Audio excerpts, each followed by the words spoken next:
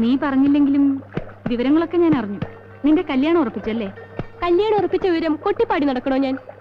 അത് ബോറ. എന്നാലും നാം തമ്മിലുള്ള ഇരിപ്പ് നിലയ്ക്ക് നിനക്ക് എന്നോടെങ്കിലും പറയാമായിരുന്നു. കല്യാണം ഉറപ്പിച്ചതിന് ശേഷം നാം ഇപ്പോഴല്ലേ ആദ്യമായി കാണുന്നത്?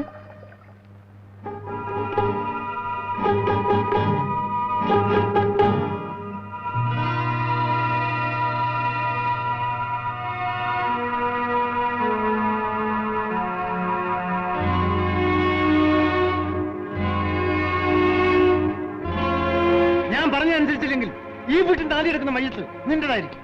ഓർമ്മയിരിക്കും.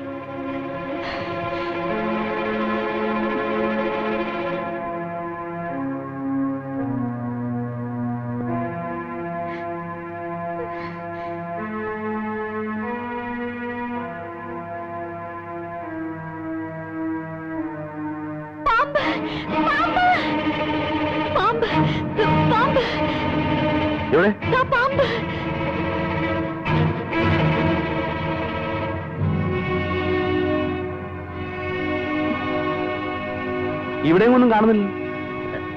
ഞാനിപ്പോ കണ്ടല്ലോ. എടാ ശൈത്താനെ,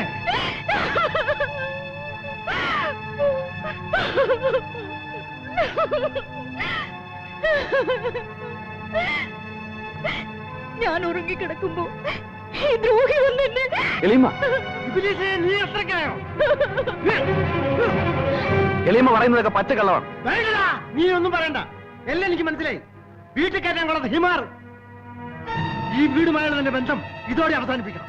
റംലത്തിന് നീ ഇപ്പൊ മൊയ്യല്ലോ. എടാ നൂർക്കോലി, പോയി കത്തിനെ വിളിച്ചോണ്ടാ. റംലത്തിന് മൊഴി ചെല്ലാനും എന്തിന്? തോന്നുമ്പോഴൊക്കെ നിക്കാതെ കഴിക്കാനും മൊഴി ചെല്ലാനും ഞാനെന്താ ചന്ത ചെറുക്കാനാണ്? നീ വലിയൊരു സുജായി. നിന്റെ മഹത്വമാണാ ഞാനിപ്പോ കണ്ടത്. എന്റെ മഹത്വത്തെ ചോദ്യം ചെയ്യാൻ മാത്രം നിങ്ങൾ വളർന്നിട്ടില്ല. നിങ്ങൾ ആരാണെന്നും എന്താണെന്നും ഒക്കെ എനിക്ക് നല്ലപോലെ അറിയാം. അറിയാമല്ലോ. എങ്കിൽ തടി ചീത്തയാക്കാതെ ഞാൻ പറയുന്ന അനുസരിക്കുന്നതാണ് നിനക്ക് നല്ലത്. റംലത്തിന്റെ മൊഴി ഉടനെ ചൊല്ലണം. സാധ്യമല്ലെന്ന് പറഞ്ഞില്ലേ? നിങ്ങളുടെ ഭാര്യ ചെയ്ത തെറ്റിന് ഞാനും റംലത്തും ശിക്ഷ അനുഭവിക്കണം അല്ലേ? പാമ്പെന്ന് പറഞ്ഞ് വിളിച്ചു വരച്ച് എന്നെ കയറി പിടിച്ചിട്ടും. വേണ്ടടാ, എന്റെ കണ്ണുകൊണ്ട് കണ്ട കാഴ്ചക്ക് നിന്റെ വിശദീകരണം ആവശ്യമില്ല. അറിഞ്ഞു മോളെ, ഉറങ്ങിക്കിടക്കായിരുന്നു നിന്റെ ഇളമിയെ നിന്റെ കെട്ടിയും കയറി പിടിച്ചു. ഇവർ പറയുന്ന ഒന്നും നീ വിശ്വസിക്കരുത്. നിന്റെ എളിയമാണ് എന്നെ കയറി പിടിച്ചത്. ചെയ്ത തെറ്റുകളൊന്നും പോരാഞ്ഞിട്ട് എനിക്കൊരു കളവും കൂടി പറയണം. എടാ, ഒരേ സമയത്ത് എന്റെ ഭാര്യയും മകളെയും നിന്റെ ഭാര്യമാരാക്കി വെച്ചുകൊണ്ടിരിക്കുന്ന വ്യാമോഹം നീ ഇതോടെ അവസാനിപ്പിക്കണം. റമ്യത്തിൽ നീ ഇപ്പൊ തന്നെ മൊയ്യിടണം.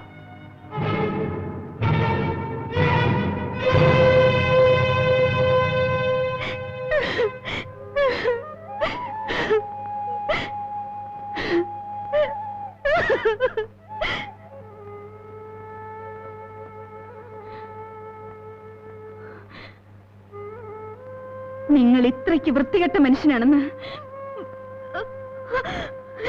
ഞാൻ വിചാരിച്ചിരുന്നില്ല. നിൽക്കവിടെ. ഈ നിമിഷം മുതൽ നീ റംലത്തിനെ കാണാൻ പാടില്ല.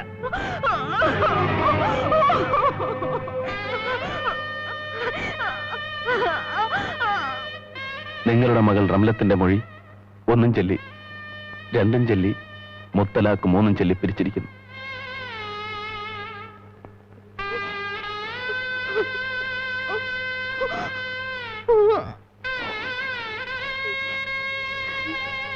എന്താ നീ എവിടെയോ പോവാനുള്ള ഒരുക്കം പോലെ?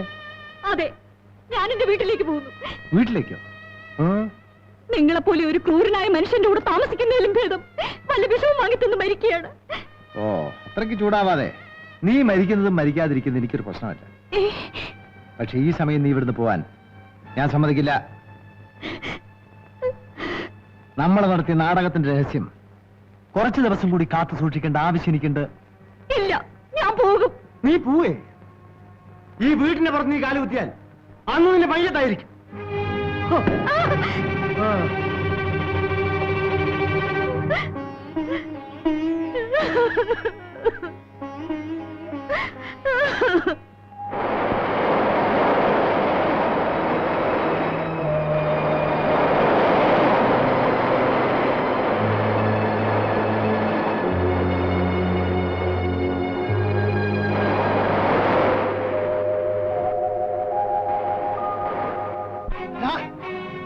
ആ ദജ്ജാലപ്പൂവിന്റെ മോളെ കല്യാണം കഴിക്കാൻ നീ തീരുമാനിച്ചു അല്ലേ?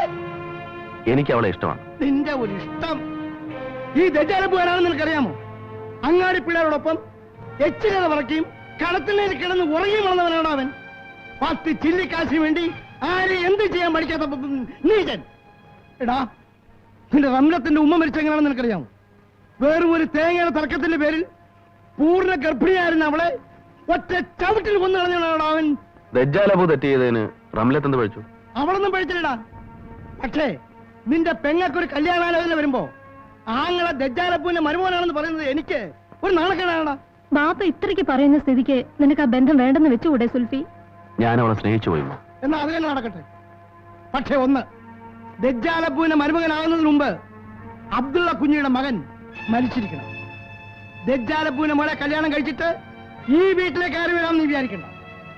ഈ വീടുമായിട്ടുള്ള നിന്റെ എല്ലാ ബന്ധങ്ങളും ഇതോടെ അവസാനിച്ചിരിക്കുന്നു. ബാപ്പ ഇത്രയൊക്കെ പറഞ്ഞിട്ടും നിന്റെ തീരുമാനത്തിൽ നിന്ന് മാറാൻ നിനക്ക് പറ്റുന്നില്ലേ? മോനെ, പൊയ്ക്കോ, നിന്റെ ഇഷ്ടം പോലെ ചെയ്തു. ഇനി എന്റെ മയ്യത്ത് കാണാൻ കൂടി നീ ഈ വീട്ടിലേക്ക് വരുന്നത് എനിക്ക് പൊരുത്തമല്ല.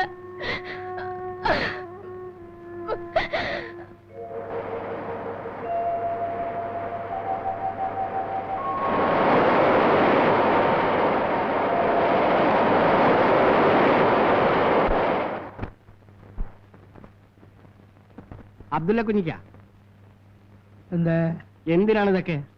കല്യാണം നടക്കില്ല. അതെന്താണോ കുഞ്ഞായ? എന്താണെന്നോ? അവരെല്ലാം മാനവും മര്യാദയായിട്ട് കഴിഞ്ഞുകൂടുന്നവരാ. ഒരു അലവലാതി കുടുംബത്തിൽ നിന്ന് പെണ്ണ് കെട്ടാൻ ഒരുക്കമല്ലെന്ന് മനസ്സിലായോ? അലവലാതി കുടുംബം വേണ്ടാതിനും പറയരുത്.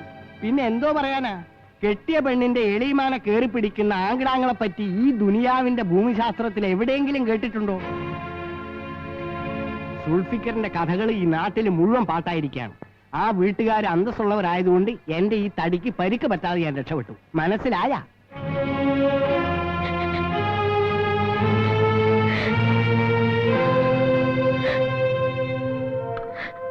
നീ എന്തിനാ കരയുന്നത്?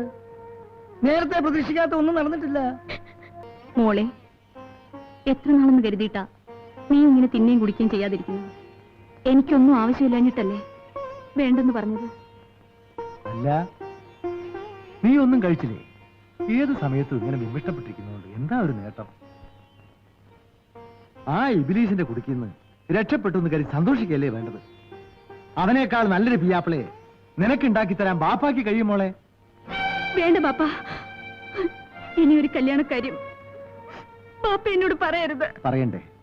കല്യാണം വേണ്ടെന്ന് വെക്കാനുള്ള പ്രായമൊന്നും നിനക്കായിട്ടില്ല. ഞാൻ പെട്ടെന്നങ്ങ് മയ്യത്തായി പോയാല് നിനക്കൊരു തുണ വേണ്ടേ? എല്ലാം നിന്റെ നല്ലതിനാണെന്ന് കരുതി വിഷമിക്കാതെ ചോറ് തിന്ന്.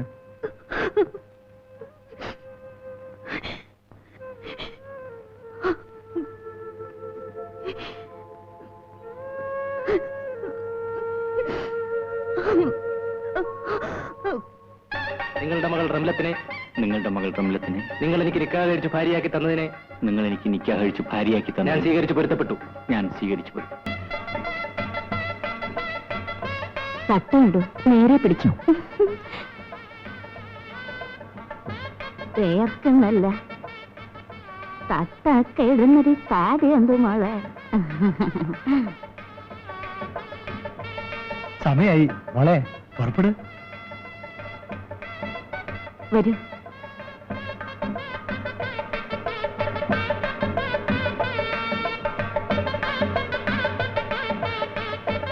ആദ്യമായ ഈ വീട് വിട്ടോൾ താമസിക്കുന്നത്.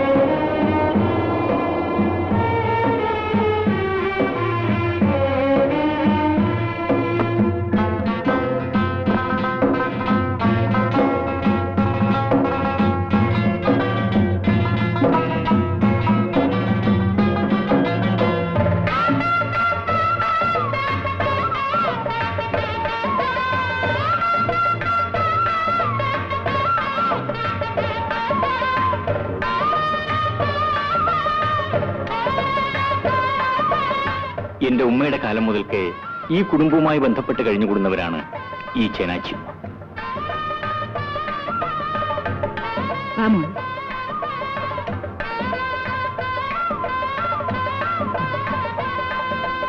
ഇരിക്കുമോ?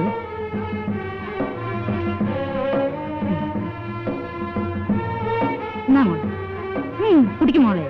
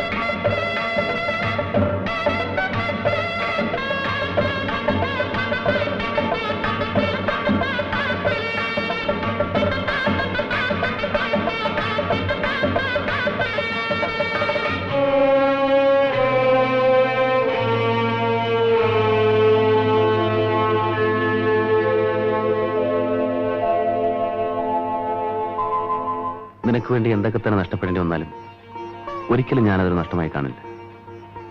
ഈ ദുനിയാവിലെ എന്റെ ഏറ്റവും വിലപ്പെട്ട സ്വത്ത് നീയാണ്. സത്യം. സത്യം.